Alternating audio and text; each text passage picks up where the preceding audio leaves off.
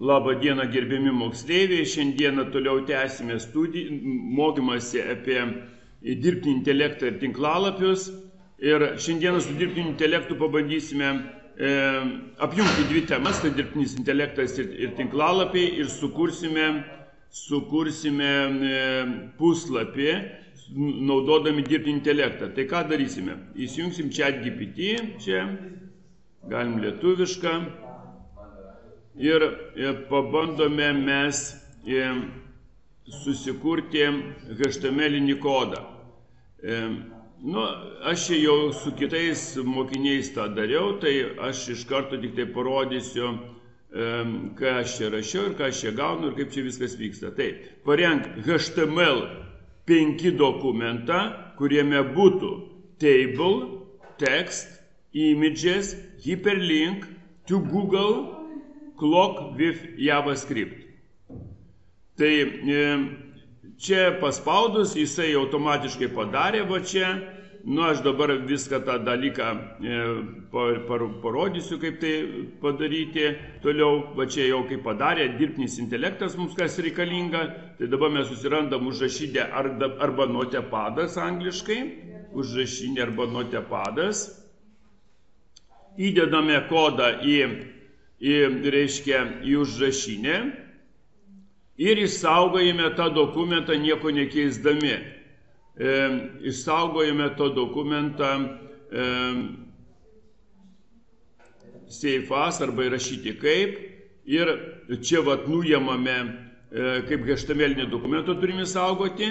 Ir 6.1, kadangi aš jau 6 turiu, tai tegul būna 6.1 HTML ir išsaugojau šitą dokumentą. Ir pasižiūrime, kaip jis atrodys. Neišjungiam šito, koduko. Nueiname, kur mes čia išsaugojame, 9 klasė. Ir matome, kad yra dokumentas, ne? Va tokį mes dokumentą kažką panašaus turėjom. Ką mes dabar galim daryti? Mes turime tą lentelę sutvarkyti, dar įdėsime papildomą nuorodą. Čia galim įdėti nuorodą į Yahoo, sakykime, ir mes turime laikrodį veikiantį, ko ir prašėme. Dabar mūsų nedirba tik paveiksliukas. Ką su paveiksliuku turim daryti? Tai nueinam į kodą, va čia kodas yra, susirandam image paveiksliukas, kur yra paveiksliukas. Paveiksliukas, va. Mes matom paveikslėliai ir yra kodas, va čia yra image.rs. Tai šitą visą dalį ištrinam, paspaudžiame, parašome .jpg. Parašome .1.jpg ir čia parašom paveikslėlis. Galim tiesiog palikti tą žodį pavyzdinis paveikslėlis, o čia galim parašyti paveikslėlis. Paveikslėlis. Tai jo paveikslėlį mes jau turime, jeigu jį esame prie savo aplankalė turinti paveikslėlį. Aš įdėjau, va čia paveikslėlis yra, tam pačiam aplankalė prie to pačio dokumento, čia Kauną rodo, ne? Ten labai garsiai kažkokia mergaitė šneka, už mane garsiai šneka. Tai mes pabandome, pažiūrėti dabar kaip veiks. Paspaudžiame ir atnaujinam naršyklę ir kažkas tai nedirba. Tai dar kartelį pasižiūrime, kas čia netaip pakeista. Tai JPG 1.jpg paveikslėlis.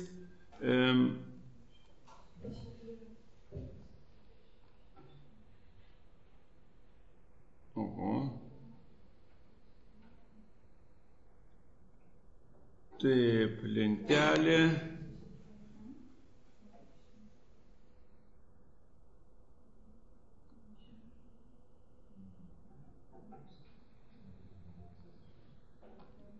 Jeigu kažkas tai įtartina, kad kažkas tai gal netai padarė, tai daug galim nevargti, galim paprasčiausiai nueiti į tą pavyzdinės pamokas, schools, ir mes įsidėsime nuorodą ir gražiai bus. Tai pasitikrinam, gerai? Tai sakykime, schools, HTML, būtų links ir mes pasiėmėm link, va šitą, sakykime, su school. Atrodo, kad viskas kaip ir gerai, bet gal kažkas tai, to papačią pasidėsim, to kodo ir pamatysim, ar čia mes gerai kažką tai, gal kažką tai ne taip padarėm, ar ką. Tai, čia teisybė, ne, čia link, atsipšau, link, image, va šitie, image, ir sakykime, kad ir šitą, image, mums reikia image, ne linko, o image. Pažiūrėkime, ką mes čia teisingo ar neteisingo padarėm, bet atrodo, kad viską teisingai. Tai vienas taškas JPG, paveikslėlis 2 ir dar kartelį pažiūrėsim.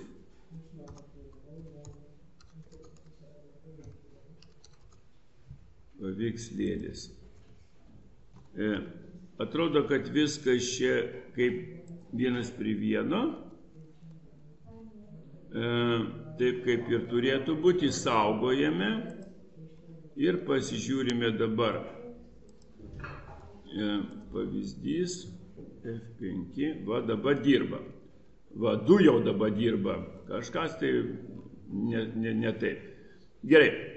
Na ir tada, jeigu neįsidėjom hipersaitą, tai dabar tai tokiu pačiu principu ir hipersaitą įsidedame. Tai nueiname į pamokas, va čia susirandam link, va link, pasiemam adresą link. Aš labai skatinu, kad jūs su šitą, reiškia, aplinką dirbtumėt, kad išmoktumėt, tai jūs bet ką galėsit sukurti. Nereikalinga nemokto bus. Ir mes čia va atidėkime po kur hipersaitas, tai enter spaudžiam ir įdedame hipersaitas, patys galite sukurti tą užrašą hipersaitas arba tiesiog įmesti bet kur tą linką ir čia va parašome Google,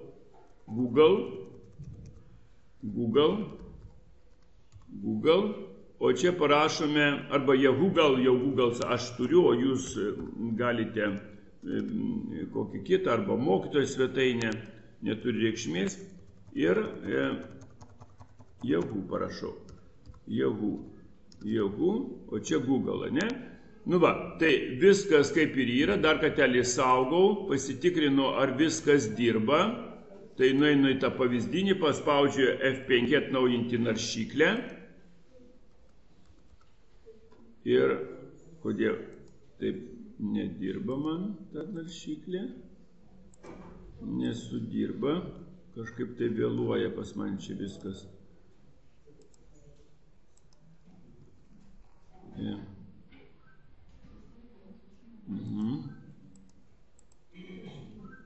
Tai pabandysim išjungti, dar kartelį jungsim ir tada viskas gerai dirbti turėtų. Taip, va, ir atsirado Yahoo. Nu, gal kažkas tai srautai yra. Tai va, tai turime laikrodį, turime nuorodą, turime lentelę, turime paveiksliukas. Dabar lentelė yra labai negraži, labai plati. Tai mes dabar tą lentelę kaip sutraukti reikėtų. Tai nueinam table, va čia yra, kur ieškome aprašymas table, kur yra aprašymas table, susirandam, kur table yra duomenys, kur jo stilius, va stilius, aprašytas stilius, ir va čia vieta va table, va pažymiu, kur table.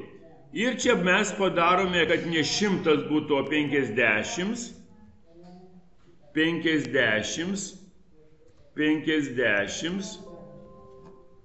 50 procentų padarome, 50 procentų, o čia 0 padarom 0 ir auto. Dabar įsaugojame Vėl pabandom šitą atnaujinti, jeigu pavyks, jeigu ne, tai va, iš karto pasidarė, centravo lentelę ir susiaurėjo tą lentelę. Va. Na, taip galima ir visus paveiksliukus įcentruoti, visą kitą, ką dar reikėtų padaryti. Dabar jums užduotis bus, pažymiui užduotis, kas norės geresnį pažymį, turite padaryti savo svetainę, va šito maketo padarykit savo svetainę. Tai reiškia, jūs turi būti vienos temos, tai pavyzdžiui, matome, kad, sakykime, yra užrašai, ne? Nu tai pas mane yra Kaunas, ne? Kaunas, tai aš parašau Kaunas. Dabar lentelėje pas mane užrašai žymiausi Kauno piliečiai, ne? Žymiausi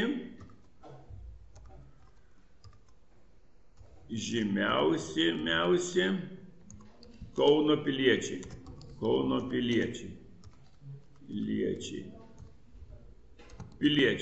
Nu, lentelėje galima parašyti, kokie tie piliečiai yra. Tai Jonas, tik tai pakeisti, kad Vilnius nebūtų, tai Kaunas parašysiu. Kaunas. Ten, kur yra 25 metai, tegul būna architektas. Architektas, kur yra specialybė,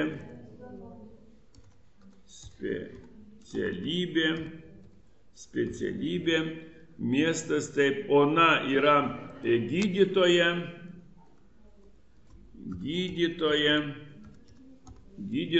taip pat Kaune, Kaunas, toliau Petras yra chirurgas gydytojas, taip pat Kaunas. Va.